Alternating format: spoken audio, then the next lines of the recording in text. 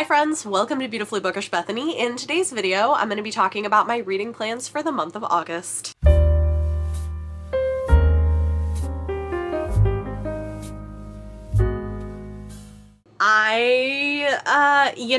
Probably am in a little over my head for the month of August, given the fact that I have less reading time and less work time because it's the summer, so my kids are in some day camps, but not always, and so, I'm trying to do all this work in a compressed amount of time and reading in a compressed amount of time.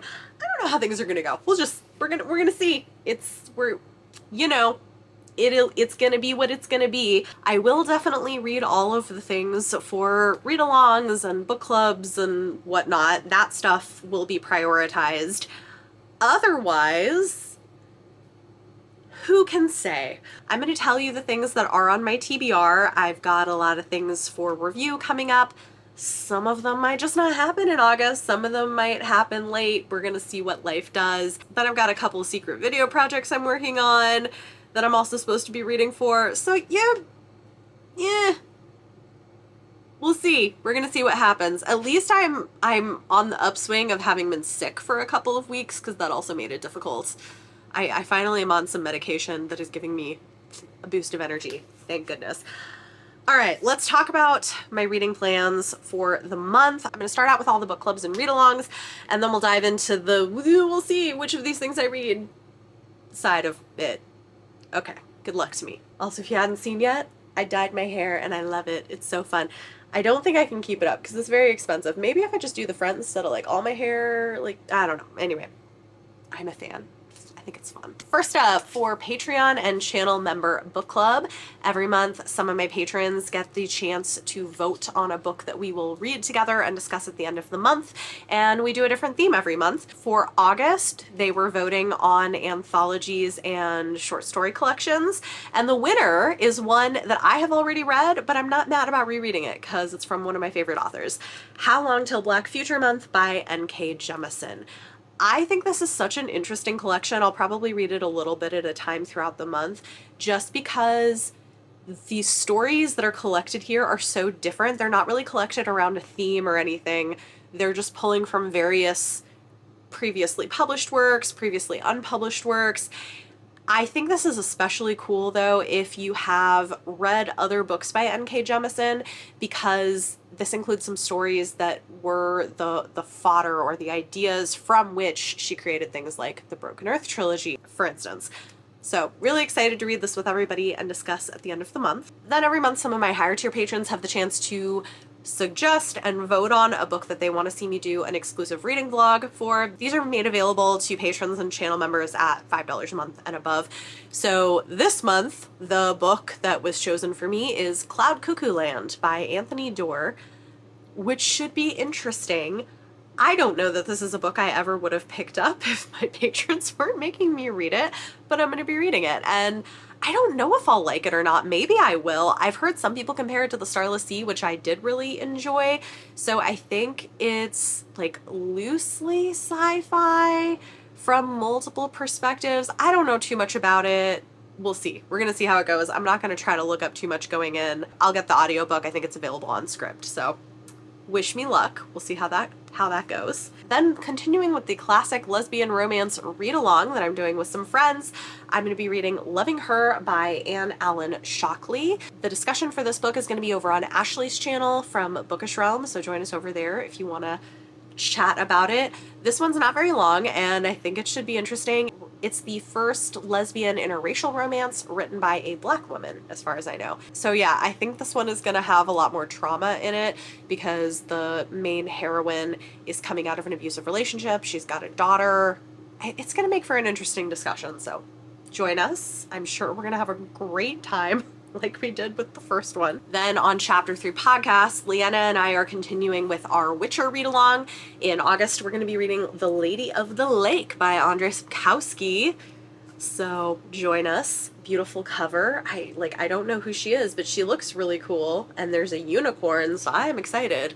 I've really been enjoying the read-along. It's been fun. So I will link Chapter 3 podcast up above if you want to go and check it out. We've got in-depth episodes on all of the books we've read in the Witcher series so far. And my final read-along book is for the Circle of Magic read-along. We decided to go ahead and read the Circle Opens quartet. As of the end of July, we're finishing the first quartet in the Circle of Magic, and then beginning in August, we're starting the next quartet. So this is Magic Steps by Tamara Pierce. I love these books so much. So while the first quartet is kind of about the kids meeting each other and coming together, discovering their powers, the second quartet is about the circle opening. They're all each going off to individual challenges, leaving each other for the first time in a long time. They're a little bit older, and this one follows Sandry. So then, if you didn't see from my recommendation video, I was asked by the wonderful Brianna at 4 Paws in a Book to co-host the Amazing Readathon that she has created that is inspired by the Amazing Race. So I'm one of the hosts of Team Yellow. If you want to join my team, it's going to be fun. And there are going to be prompts throughout the month that should be vague enough that hopefully I can fit various books into the challenges. But you get extra points if you read books with your team's color on the cover. So I have some yellow books I'm putting on my TBR. I don't know if I'll read all of these, but maybe some of them. Some physical books, and then I also have a couple of advanced copies on NetGalley that I think could be a good fit. One that I'd like to finish is The Gilda Stories by Jewel Gomez, just because I read a little bit of it months and months ago and never finished it. And it is like historical horror fantasy, I guess, about lesbian vampires and enslaved people and formerly enslaved people. It starts in 1850s Louisiana following a young woman who escapes from slavery, joins a brothel, becomes a vampire, and then kind of follows her throughout other parts of her life. So maybe this. I also have Mongrels by Stephen Graham Jones. I really love his books. He's a fantastic Indigenous horror author, and this is his take on a werewolf story. Another option is Dreams from My Father by Barack Obama. This is his first memoir that he wrote that's been sitting on my shelves for a long time. And then The Missing of Claire de Lune by Christelle Dabos. This is the second book in the Mirror Visitor series that I've been meaning to continue with for a long time. This might be a good option. The second book is all yellow, and I do have the audiobooks of these, so maybe I'll read this. These were best-selling YA fantasy that was translated from French. From NetGalley, there's 2 books that were originally on my tentative TBR for July that I'm rolling over, and they have yellow covers, so I think that they could be a great option for this readathon. The first one is 40 Words for Love by Aisha Saeed. I think I didn't write down the name, but I think it's from Aisha Saeed, which is like a YA contemporary magical realism type story. And then Teach the Torches to Burn, which is a queer retelling of Romeo and Juliet. So those are 2 that I also might count for yellow books for the readathon. Then I've got a whole stack of other physical books for review, some of which I may read this month and some of which I may not. Like I said, we're gonna see what happens. But I have Outlaw Mage by K.S. Vioso, the first book in the new Dejian Puppet Master series. I have been wanting to read from K.S. Vioso for a while. She's queer and Filipino and has written some other stuff. This is from a smaller press. Maybe They Were Just Afraid of Your Fire. A beautiful book with heart. It doesn't give you a lot of details on the book itself, but they had reached out to me and asked if I would be interested, and the premise sounded kind of cool. I don't remember exactly what it's about, but I am hoping to pick this one up in August. Can you tell it's summer? My camera keeps overheating, so that's fun. Here are some other things that I may read. I will probably get to this because I also have the audiobook for review. Masters of Death by Olivia Blake. I never have a bad time with Olivia Blake. I really enjoy her writing style. It is admittedly flowery and melodramatic, but I like it and it works for me. This one, so this one is about a woman who's a struggling real estate agent and a vampire trying to sell a house that is haunted. So she engages a medium who might be a fraud to help her solve the mystery of the ghost's death so that he will move on to another life and she can sell the house. But things go kind of wrong in this quest, and it sounds like fun, so hoping to read that. I also have How to Say Babylon by Sophia Sinclair. This is a memoir that just sounded really fascinating. With echoes of Educated and Born a Crime, How to Say Babylon is the stunning lyrical story of the author's struggle to break free of her rigid Rastafari upbringing, ruled by her father's strict patriarchal views and repressive control of her childhood, to find her own voice as a woman and a poet. This goes on sale August 29th, so I want to try that out. Then I have Mammoths at the Gates by Nevo. When is this going? This comes out in September. It is a novella. I absolutely love this series. I love Nevo. She is one of my favorite authors, and I have heard great things about this entry. Also have City of Bones by Martha Wells. This is new and revised edition of some of her old work that is getting republished by Tor. Looking forward to trying this out.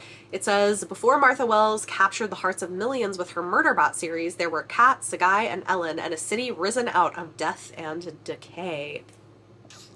Looking forward to that. That should be fun. Then I've got a romance coming out September 12th. My Rogue to Ruin by Erica Ridley.